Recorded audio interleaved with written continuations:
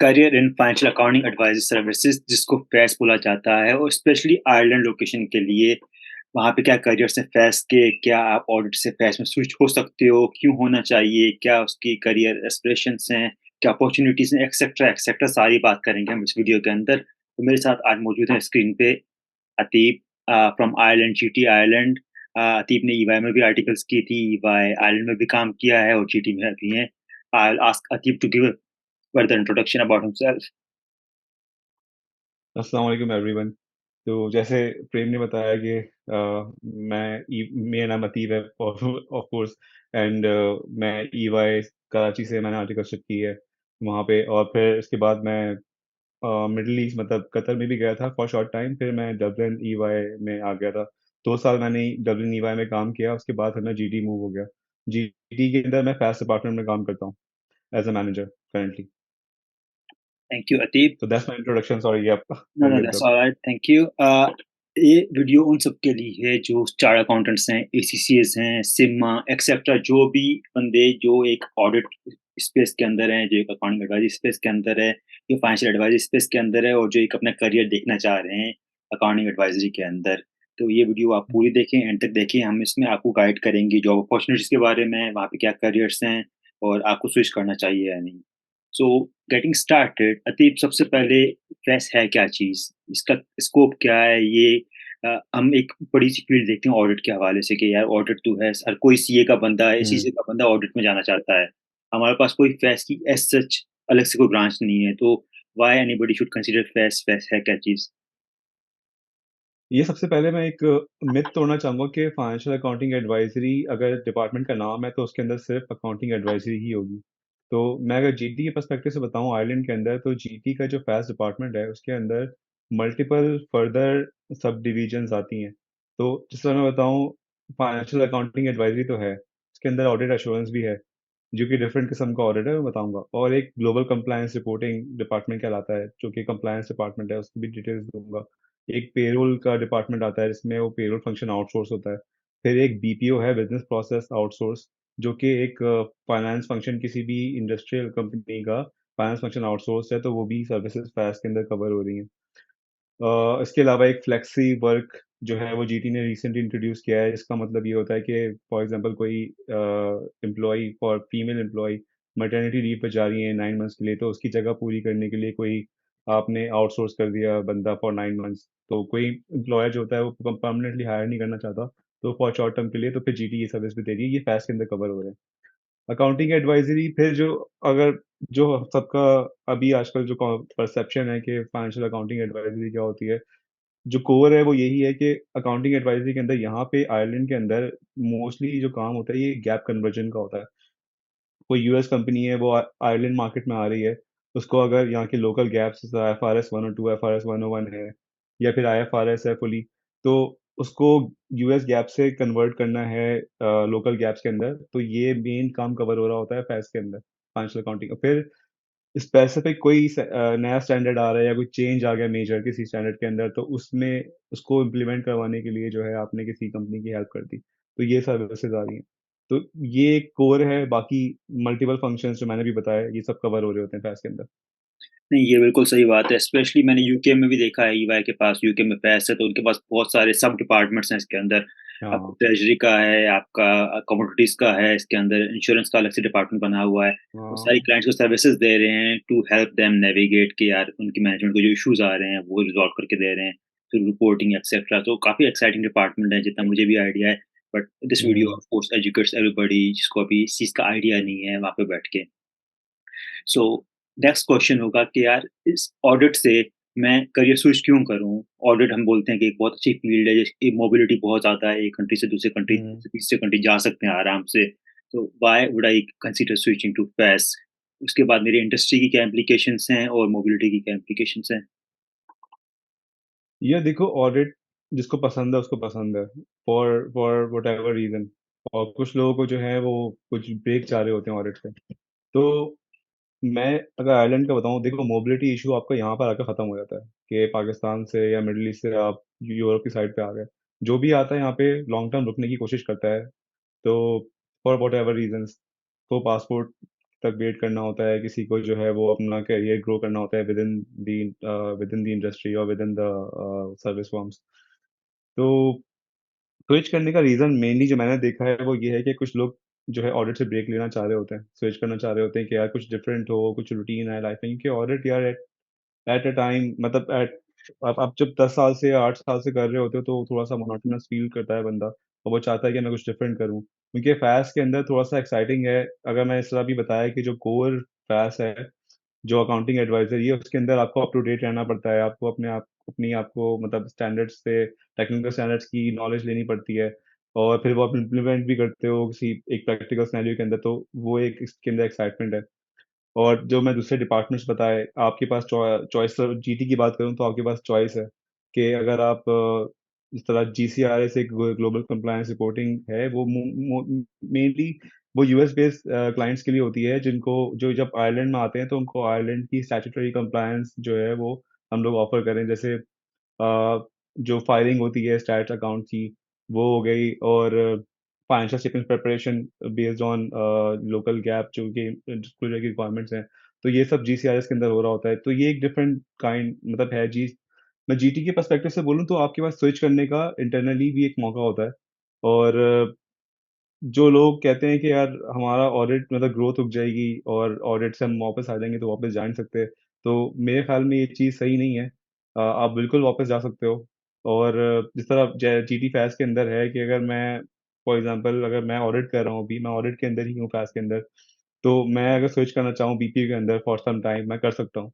और फिर अगर मैं 1 साल बाद या डेढ़ साल बाद वापस भी आना चाहता हूँ तो मैं आऊँगा। इसमें सिर्फ़ एक नुकसान ये होता है कि आपका एक ट्रैक थोड़ा-सा जो है ना सर प्रमोशंस का ट्रैक होता है, वो थोड़ा-सा डिले हो जाता है। अदरवाइज़ अगर आप मतलब कुछ ट्रेड ऑफ तो होता है हर चीज़ का।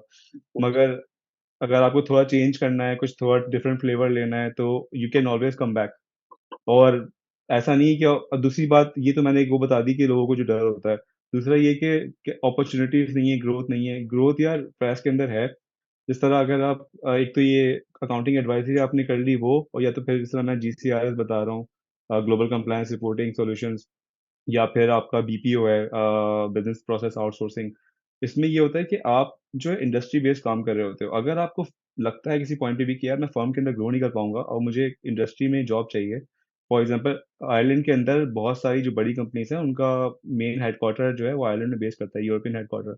मैं फेसबुक की बात करूँ, गूगल की बात करूँ, और जितनी भी सॉफ्टवेयर कंपनीज़ हैं, सेलफोर्स हो गया, ये सब यहाँ पे आपके आइलैंड में एबट फार्मास्यूटिकल है, वो भी इधर ही मौजूद है हेडक्वार्टर्स। तो आप इंडस्ट्री में काफ़ी लुक्रेटिव है जाना। अब इंडस्ट्री में जो लोग अपना करियर बनाना चाहते हैं, वो फ़ैस उनके लिए बहुत अच्छा होता है। एक तो आपके पास ऑडिट का एक्सपीरियंस है, फिर फाइनेंशियल अकाउंटिंग में आपने फाइनेंशियल स्टेटमेंट्स भी प्रिपेयर की हुई हैं, जो कि इंडस्ट्री में काफ़ी रिक्वायर्ड होता है। और फिर आपने बीपीओ अगर किया हुआ है, तो इसका मतलब है कि आपने इनके सिस्टम पे भी काम किया हुआ है, सैप के अंदर, एसएपी जो है, और ओरेकल में आपने नेटस्ुइट पे काम किया हुआ है, तो वो आपका एक्सपीरियंस रेलेवेंट हो जाता है इंडस्ट्रियल रोल के लिए। तो आप इंडस्ट्री के अंदर आपको ईज़िली जॉब मिल जाती है कंपैरेटिवली उससे जो कि ऑडिट के अंदर है। तो एक एडवांटेज आपको मिल जाता है आयरिश मार्केट के अंदर।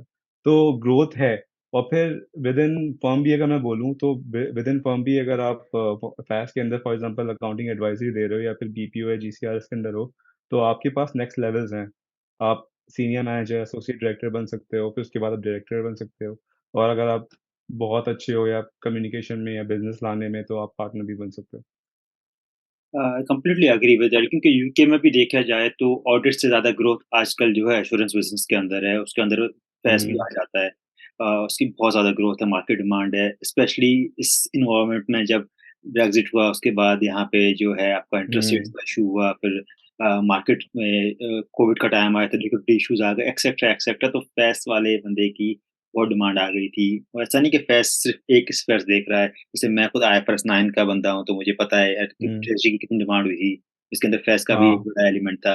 उसके अलावा और बहुत सारी चीज़ें हैं, क्रेडिट रिस्क की है वो तो देयर इज़ डेफिनिटली स्कोप। लेकिन वही है कि अगर आप करियर स्विच करते हो फिर आप एक सोच समझ के करना, क्योंकि ऐसा नहीं है कि आप बस आगे हाँ। जहाँ जा रहे हो वहाँ जा रहे हो, तो उससे ग्रोथ हैम्पर हो जाती है, एक हद तक। ये बहुत मार्केट स्पेसिफिक बात है, मतलब मैं अगर आयरलैंड के हिसाब से बताऊँ तो Faiz is actually helpful for you. आपके पास ऑप्शंस खुल जाते हैं काफ़ी, क्योंकि अगर देखो, मैं अगर बिल्कुल प्रैक्टिकल बात करूँ तो असिस्टेंट मैनेजर लेवल तक अगर तुम ऑडिट में और तुम स्विच कर लेते हो, तो बहुत अच्छा एक आपके पास जो है ना वैरायटी आया थी, एक ऑप्शन आया था कि यार मैं इंडस्ट्री के अंदर इस लेवल पे घुस के, एंट्री लेवल पे घुस के फिर मैं ग्रो कर सकता हूँ। जब आप थोड़ा-सा और ग्रो कर लो, मैनेजर बन गए या सीनियर मैनेजर बन गए, उसके बाद आप स्विच करने का सोचते हो तो फिर स्टोरी डिफरेंट होती है। तो मतलब ये बहुत ही मैटर करता है कि आपकी टाइमिंग क्या है और आपकी स्टेज क्या है स्विच करने में। आई थिंक दैट्स कंप्लीटली राइट। एक बार आप एसएम बन गए, उसके बाद आपका एक होता है, मैं सी पे आगे बढ़ूँ, क्योंकि आप पूरा अपना हाँ, चेंज कर बिल्कुल। लोगे, फिर एक पाथ चेंज कर लोगे, पूरा नेटवर्क चेंज कर लोगे, इट्स रियली डिफिकल्ट। अच्छा, एक इंटरेस्टिंग सवाल बीच में, सैलरीज़ में फ़र्क है या नहीं, फेस्ट की और ऑडिट वालों की? यार अगर मैं बोलूँ तो थोड़ा-सा है क्योंकि फ़ैज़ का जो बिज़नेस है, फ़ैज़ में कंपैरेटिवली अगर मैं चलो कंक्लूसिवली बोलूँ तो थोड़ा-सा ज़्यादा है। ज़्यादा ज़्यादा पे होती है फ़ैज़ के अंदर, बिकॉज़ दे ऑडिट के अर्न मुकाबले में। Higher, here they earn more. या क्योंकि उनका बिज़नेस पॉइंट ऐसा है ना, वो अगर उनके जो काम करते हैं वो इन डिमांड होता है और इन डिमांड होता है तो आप अपने हिसाब से उसकी फ़ी रख सकते हो। मार्केट को देखते ही उनके सब, मतलब ये सिर्फ़ जीटी की बात नहीं कर रहा मैं, पूरा बिग 4 के अंदर जो भी इस मार्केट के अंदर हैं, वो ज़्यादा ही चार्ज करते हैं इस पे, क्योंकि वो आपको पता है कि यार टेक्निकल नॉलेज आपके पास ही है and they can't go anywhere else about it and they have to come to you, तो वो चार्ज ज़्यादा करते हैं इसलिए आपकी सैलरी भी ज़्यादा होती है। As we can say these are specialist services, तो उसकी उसका पैसा भी फिर बिल्कुल आपको स्पेशलिस्ट सर्विसेज़ आपसे ही हैं। मिलता है। एंड हाँ, मगर बहुत ज़्यादा फ़र्क नहीं बोलूँगा। फिर भी इनके फ़र्म का जो कपल है ऑफ वो थाउज़ेंड्स। स्केल ऑफ बिज़नेस थोड़ा-सा डाउन होता है, तो कम इंडस्ट्री से कंपेयर करूँ तो still it's lesser, but audit के मुकाबले में आपको ज़्यादा ही मिलेगा। मैं इसलिए बोल रहा हूँ क्योंकि once I have been offered a job in pesas as well in UK, तो मुझे पता है 5 4 से 5,000 का अच्छा, अच्छा। फ़र्क आया था आराम से, तो I expect similar in Ireland as well कि सैलरीज़ विल बी तो यूके हायर। में भी ज़्यादा थी ना? येस, हाँ, पेस ऑलवेज़ इज़ हायर। बिल्कुल, ऑडिट से ज़्यादा ही दे है हैव यार। Better bonuses as well, as I understand. बिल्कुल, बिकॉज़ इट्स ऑल अबाउट बिल्कुल, बिज़नेस, बिल्कुल। बिज़नेस लाओगे, बिज़नेस आपने हाई मार्जिन बिज़नेस हाँ, किया है, आपने रेवेन्यू लाए हो, तो you to earn anyways. So ये हो गई फेस के हवाले से बात। तो face looks like an interesting department, एक करियर स्विच के लिए भी अच्छा है, लेकिन हमारे पास ऐसी कोई अपॉर्चुनिटी नहीं है कि हम स्टार्ट फेस से ही करें। हमें एक ऑडिट की फील्ड में जाना पड़ेगा एंड देन या आप हाँ, एक मोबिलिटी के करियर लिए। स्विच कर सकते हो। क्या ये कहना सही रहेगा कि आपको आराम से जॉब मिल सकती है बाहर, लेट्स से जीटी में हो, कोई ऑडिट का बंदा है पाकिस्तान से, इंडिया से, मिडल ईस्ट से, कहीं से भी, वो डायरेक्ट फेस में अप्लाई करता है, तो इज़ इट पॉसिबल, या उसको ऑडिट में आना पड़ेगा एंड देन स्विच करना पड़ेगा? मैं आपको एक प्रैक्टिकल सिनेरियो बताता हूँ। अभी जिस तरह ये सब कुछ रिक्वायरमेंट पे होता है। अभी इस तरह हमारे पास क्लाइंट्स हैं, मैं फ़ैज़ के अंदर global compliance and reporting solutions का बताता हूँ। ये वही है जो आपके पास बिज़नेसेस आते हैं तो उनको आप फाइनेंशियल स्टेटमेंट्स प्रिपरेशन का जो है वो काम आप ले लेते हैं उनसे, और उनकी जो फाइलिंग का जो है स्टैट्यूटरी फाइलिंग उसका ख़्याल आप रखते हो, तो वो असाइनमेंट आप ले लेते हो। तो इसकी रिक्वायरमेंट हमारे पास आई हुई थी और हमने जो है वो जीटी आयरलैंड ने पाकिस्तान से ऑडिटर्स उठाए हैं। नॉर्मली ऐसा होता है कि मोबिलिटी के लिए आप जो इस तरह जो कंपनी जो फर्म्स हैं जो अगर आपको स्पॉन्सरशिप ऑफर कर रही हैं वो नॉर्मली ऑडिट के लिए ही कर रही होती हैं, किसी और डिपार्टमेंट के लिए मैंने बहुत कम देखा है। बट इस फैस के अंदर जो है वो हम लोगों ने की है hiring, and we did offer them the I mean sponsorship, the stamping होता है हमारा क्रिटिकल स्किल्स, तो वो ऑफर किया गया, इनकी रिक्वायरमेंट्स हैं यहाँ पर। जो आइडियल कैंडिडेट होता है वो होता है आपके पास फर्म का ऑडिट एक्सपीरियंस हो और फिर आपने 1-2 साल जो है इंडस्ट्री के अंदर भी काम किया हुआ हो।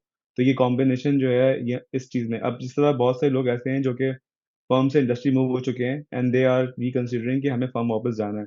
मगर उनके पास रेलेवेंट एक्सपीरियंस अब ऑडिट का नहीं है, तो वो सोचते हैं कि अब मैं फर्म कैसे जाएँ? तो उनके लिए ये बड़ा आइडियल है, इस तरह जीसीआरएस के अंदर यहाँ पे इनके लिए आइडियल कैंडिडेट वही है जिसके पास फर्म का ऑडिट का एक्सपीरियंस है, प्लस उनके पास इंडस्ट्री का भी एक्सपीरियंस है। तो अभी आए हैं 2-3 लोग पाकिस्तान से हायर होके, और I am not sure about their feedback, but currently they are doing fine, खुश हैं। I think that's right. Jobs अभी तो वैसे भी बहुत हैं, I I guess in all spheres अभी ऑफ तो है, हाँ। बिज़नेस हो गया, तो देयर इज़ अपॉर्च्युनिटी। बट जब क्रंच टाइम आएगा तब probably the person who has both experience, उसको उसको एक प्रायोरिटी मिलेगी रादर देन सिर्फ सिर्फ ऑडिटर को। यार देखो ऑडिट तो अपना सेफ साइड है ही, क्योंकि ऑडिट मैंने हर दफ़ा देखा है रिसेशन के अंदर भी, ऑडिट फील्ड ही ऐसी है कि यहाँ पे भी बहुत से लोग ऑडिट जो है, ऑडिट की मतलब कैंडिडेट्स अवेलेबल नहीं होते यार। मैं अगर सच्ची बात करूँ तो हम लोग के पास लोकली हम ढूँढ रहे होते हैं, नहीं मिलते हम लोगों को। अगर मैं जीटी जीटी क्योंकि चलो टॉप 4 से बाहर है, तो जो हैं जाते भी हैं तो बिग 4 में चले जाते हैं। जीटी के लिए फिर इतने बचे नहीं। जीटी का बिजनेस, जीटी आयरलैंड का बिजनेस काफी ग्रो किया है पिछले 2 सालों में। तो इनको हायरिंग, इनके पास रिसोर्स हेड काउंट की रिक्वायरमेंट बहुत ज्यादा बढ़ गई थी। तो इन्होंने फिर जो है वो हायरिंग शुरू कर दी इंटरनेशनली। पाकिस्तान से भी हायरिंग हुई, फिलीपीन से भी हुई, इंडिया से भी हुई, बाकी फिर साउथ अफ्रीका वगैरह से भी हुई। तो ऑडिटर्स का जो सीजन है वो अभी तक मुझे एवरग्रीन ही लगा है, रिसेशन के अंदर भी। बट हाँ, समटाइम्स पीपल इट से डिपेंड्स बाकी। मीम्स नहीं बनती, रोबोट्स आ रहे हैं ऑडिटर्स को रिप्लेस कर देंगे। हाँ। आई रियली लाफ कि यार ये तो होने से रहा, ये तो कभी नहीं कैसे होता। करेंगे रोबोट में, समझ में नहीं आता यार। बहुत मतलब इतना कुछ डायनामिक है, मतलब ऑडिट की फील्ड कुछ भी चेंज नहीं। हम लोग हालांकि 8-9 साल से कर रहे हैं ऑडिट। ये हर दफा का ऑडिट डिफरेंट होता है, हर तरह के इश्यूज डिफरेंट होते हैं। रोबोट मुझे नहीं पता कैसे, जब रोबोट चलो आपकी जो स्टैंडर्ड प्रोसीजर्स हैं, कॉन्फर्मेशन चलो चला दी, वो भी कॉन्फर्मेशन के अंदर ही बहुत पंगे होते हैं। रोबोट तो वो भी सही से नहीं कर सकते। बट खैर, लेट्स सी। पता नहीं, लेकिन देयर आर मीम्स और वो पढ़ के ना बड़ा सा, और जो नए बच्चे हाँ जो कहते उनको नहीं हैं पूछते यार एआई आ रहा है तो ऑडिट खत्म हो जाएगा और सीए कुछ नहीं यार, है। वो वही है। देखो सर, मैं हम लोग ट्रेनी थे हाँ, यार फर्म में। इस तरह की बातें कितना हम लोग को डिस्टर्ब करती थी कि यार सीए कर रहे हैं, इतने टाइम लगा के, इतनी मेहनत करके, और आगे जो है रोबोट रिप्लेस कर देंगे हम लोगों का, तो क्या होगा। बट ऐसा लगता नहीं है अभी कि रोबोट कुछ खास ऑडिट में कर पाएंगे। मेरे ख्याल से वो भी भाग जाएंगे ऑडिट से। रिजाइन कर दें। भाग जाएंगे वो नहीं करना भाई ऑडिट, इनको इंसानों को ही करने दो। Anyway, so overall job market की थोड़ी सी बात कर रहे हैं। आई थिंक मेरी एक और वीडियो बनी हुई है आइलैंड के हवाले से यासिर के साथ, बट जस्ट हम्म।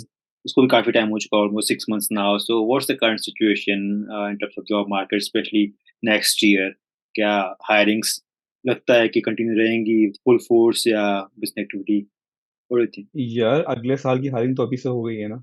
तो मैं ये बता रहा हूँ कि इस साल, मैं तुम्हें अगर मैं फिगर्स तो नहीं बता सकता, बट मैं जो प्रैक्टिकली जो मैं देख रहा हूँ ना, डिलॉयट ने बहुत हायरिंग की है, केपीएमजी आयरलैंड ने बहुत हायरिंग की है, मतलब मोर देन यूजुअल। और इवन उन्होंने, मतलब पाकिस्तानी काफ़ी सारे आए हैं, दूसरे रीजन से भी आए ही होंगे। मतलब पाकिस्तानी ही इतने सारे आ रहे हैं, तो दूसरे रीजन से तो भी आ रहे होंगे कुछ ना कुछ। फिलीपीन से बहुत ज़्यादा लोग आते हैं। जीटी ने बहुत हायरिंग की है। जीटी ने इसलिए हायरिंग की है, जो मैं तो खुद देख रहा हूँ, बिजनेस केस है यहाँ पे, इनके पास क्लाइंट्स आ रहे हैं और इंटरनल ग्रोथ हो रही है, तो इन्होंने भी हायरिंग की है। और फिर उसके बाद मार्केट, मुझे नहीं पता रीजन क्या है, बट पोस्ट कोविड जो है ना, रिक्वायरमेंट्स काफी बढ़ गई हैं। टेक कंपनीज ने अभी लेइंग ऑफ शुरू कर दी, क्योंकि वो they want to get back to the pre covid situation. उन्होंने एंटिसिपेशन में ज़्यादा हायरिंग कर ली थी, तो उन्होंने अब मगर वो ऑडिट, मतलब वो फाइनेंशियल, मतलब फाइनेंस डिपार्टमेंट के लोग नहीं है, वो नॉर्मली सेल्स एंड मार्केटिंग के दूसरे डिपार्टमेंट के लोग हैं। फाइनेंस का मुझे भी लगता है कि इस साल तो बहुत हायरिंग हुई है, और अगले साल भी इंटरिम हायरिंग होती रहेगी, क्योंकि जो कुछ लोग रिजाइन करेंगे और कुछ लोग प्रोबेशन की सक्सेसफुली पूरी नहीं कर पाएंगे, या फिर मजीद कोई रिक्वायरमेंट इंटरिम आ जाएगी, तो अगले साल भी मेरे ख्याल से बीच में हायरिंग होगी, अगर मैं अभी करंट सिचुएशन को अगर एक्स्ट्रापोलेट करता हूँ अगले साल के साल में तो। आई थिंक हायरिंग्स फर्म्स में तो कोई भी एक्टिविटी हो मार्केट के अंदर फर्म्स की तो ईद हो जाती है। तो बिल्कुल। कोई ले ऑफ कर रहा है, फर्म को एंगेज कर लिया to to make a plan for layoffs, या हाँ, कुछ भी हो गया तो फर्म्स। एंड इस टाइम पे मैं देखता हूँ जैसे ईवाई ने आई थिंक रिसेंटली अनाउंस कि वो 2 लाख 20 हज़ार लोग हायर करेंगे across the world next year. EY ने भी, सॉरी मैं I forgot to mention, EY ने भी हायरिंग अच्छी खासी की है इस बार। तो ये देखा जाए तो मतलब दिखता है कि ओवरऑल इकोनॉमी, ओवरऑल मार्केट का ही सिचुएशन ऐसा है कि हायरिंग ज्यादा हो रही है। That's been really helpful. बाकी कुछ एस्पेक्ट्स होते हैं आपके पासपोर्ट वगैरह के, I think we covered in one one other video, तो वो हम इस चीज़ में रिपीट नहीं करेंगे कि कब पासपोर्ट मिलता है या क्या सेविंग्स हैं etcetera. But hmm. Just will highlight a little more on cost of living right now, क्योंकि 6 महीने में भी बहुत चेंज आ जाता है। What do you think is happening? कितना फील होता है महंगाई का, और how do you think savings would look like for an individual या एक फैमिली वाले के लिए?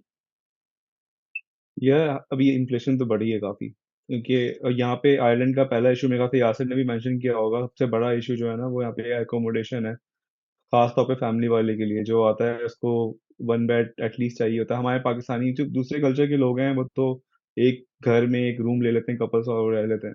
बट हम लोगों को अपार्टमेंट चाहिए होता है, थोड़ी प्राइवेसी चाहिए होती है, 2 बेड अपार्टमेंट। तो वो मिलना बड़े मुश्किल हो गया है। 1 बेड पहले भी मुश्किल था, अब तो बहुत ही इम्पॉसिबल हो गया है। 2 बेड अपार्टमेंट जो हैं वो बहुत बढ़ गए हैं। मतलब अगर 1900-2000 यूरो में मिलते थे, तो अब वो 2300 या 2400 में मिल रहे हैं। और वो भी मतलब सप्लाई बहुत लिमिटेड है इस प्राइस पे भी। हम तो डबलिन की बात कर रहे हैं राइट, सिर्फ? डबलिन की बात कर रहा हूँ मैं डबलिन की ही बात कर रहा हूँ तो मतलब 2000 से 2300 तक नॉर्मल चला गया है टू बेड अपार्टमेंट का रेट, और स्टिल जो है वो अवेलेबल नहीं है अपार्टमेंट। आप 2300 देने को भी तैयार हो जाओगे, अपार्टमेंट अवेलेबल नहीं है, आपको क्यू में लगना पड़ता है।